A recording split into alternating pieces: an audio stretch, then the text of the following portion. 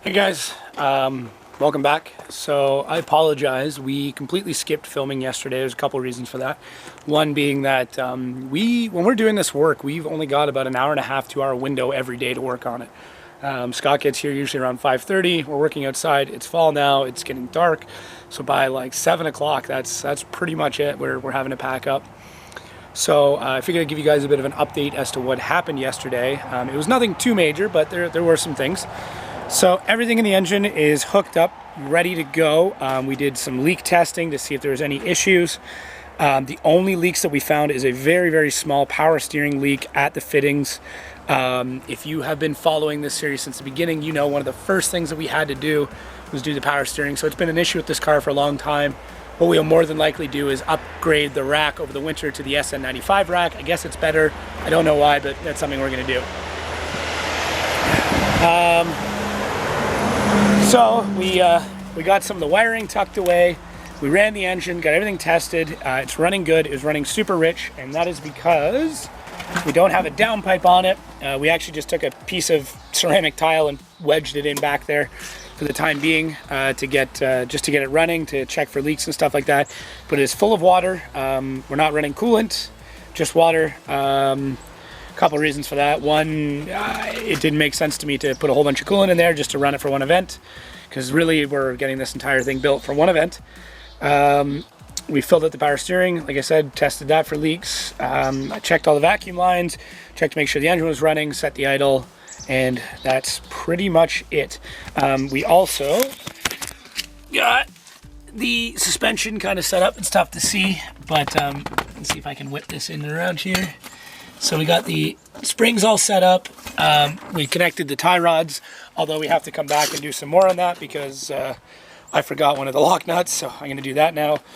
We put the front wheels on. As you can see, there is a little bit of camber, nothing too aggressive. It'd be nice to get a bit more, but we'd have to modify the top of the strut towers.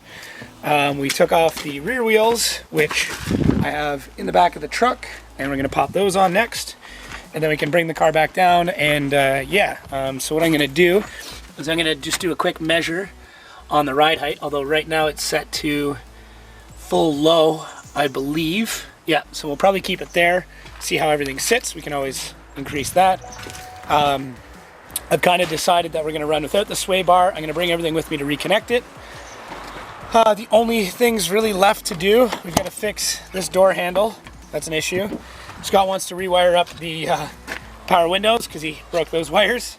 I have to hook up the seatbelt on this side because I bought a harness, but I didn't realize that the harness was meant for a harness bar, which we obviously don't have. And then it is take it out and test it. So yeah, we're in a good spot. Yeah, you might have to like reach around, like go no, this way. If you go from the front of the turbo, you might be able to get to it. Get to what? The bolt.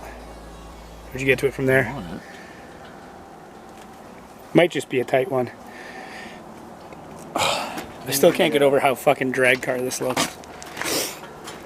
So we've got room to go up in the front, and we can go and in the back. We're completely bottomed out in the back, and we can drop the front another 2 inches if we want. But I don't think we want to. Underneath it? I don't think that we want to. No. Stance life, yo! I'm a little concerned. The back wheels aren't slanty enough for fucking stance. It's gonna stay that way. They're what? You don't need any fucking camber in the rear. No.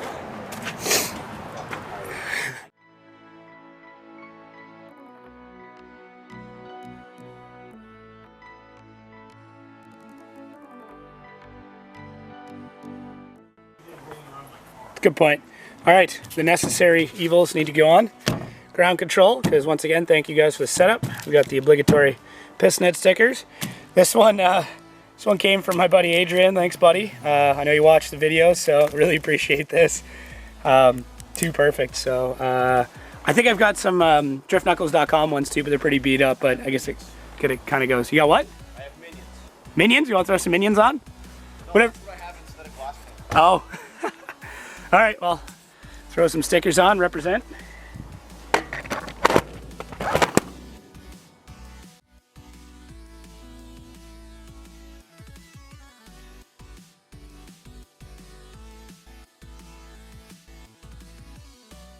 Okay, super quick update.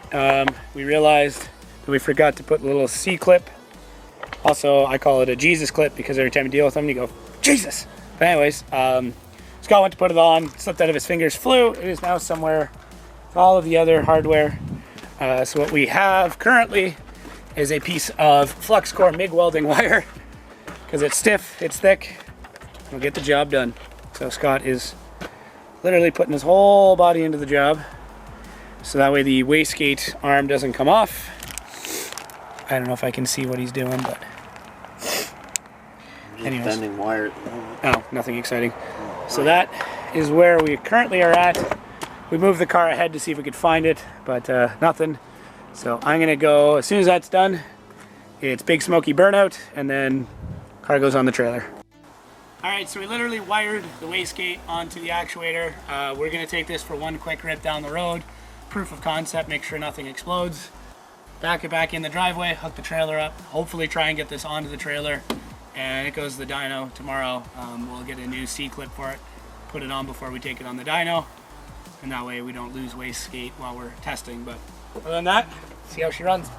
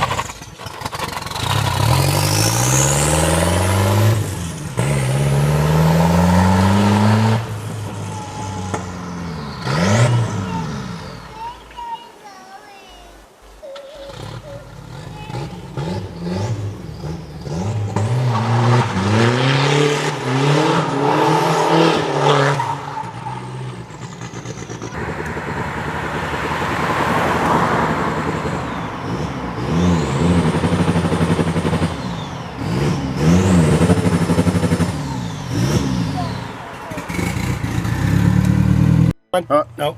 So I went to go do some donuts and lost my clutch. And when we took apart the slave, it just fell apart in my hand basically. All of it came out of the jacket. If I remember correctly, these are closed loop systems, so I'm pretty sure you have to buy the reservoir and everything all as one shot. It's got a little roll pin. I don't know, but it might just come off. I think you can pop this roll pin out and slide this out, but it looks really similar to the ones on the ZF5 transmission, which those ones are closed loop systems. You can't just buy the slave. But I'm gonna get online tonight and see if I can find one. I'll call my parts company first thing in the morning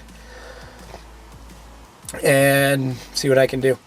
But for right now, there's not much else we can do other than shit. Yeah. Also, it stopped running, but that could be because it's super fucking rich and just bogging out due to fuel because it's running massive injectors. But I don't know. That's about all we can do. Unless I already blew one of the cylinders, that'd be kind of funny. No smoke? I didn't see any. No. Yeah, good point. So, at this point, leave it. Come back to it tomorrow. See if we can find. I'll call the guy that we're supposed to do the dyno stuff at. Let him know. Might be a bit late. Alright guys, hopefully you can hear this / see this. After Scott left, I realized that I still had a Ford slave cylinder kicking around from an old project. So I decided to see if it would fit. Just give me 1 sec, I apologize. And it slides right in. I'll insert a picture, I guess, or something. It's now late. I'm using my wife's car as light. So what I've done is I took the line off. So there's a Ford proprietary line.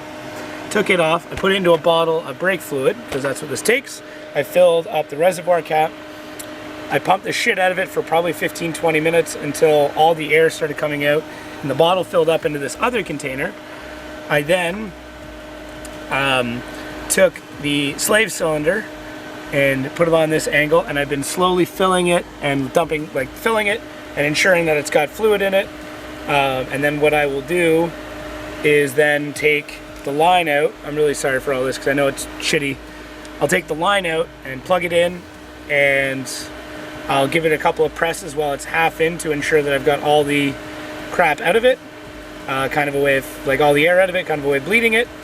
And then I will install it. So I apologize, there won't be a lot of this footage because I need 2 hands just to operate this, and that's all the hands I got. So we'll figure this out. But that's my plan, that's what I'm gonna do, and I will let you guys know if it works when I'm done doing it. Okay guys, as promised, I would tell you what happened. And they say picture's worth 1,000 words. I don't know if you can see that, but it's fucking in there. I'm tired, I'm kind of cranky, but it's in there. So, oh, there you go, you can see it better now.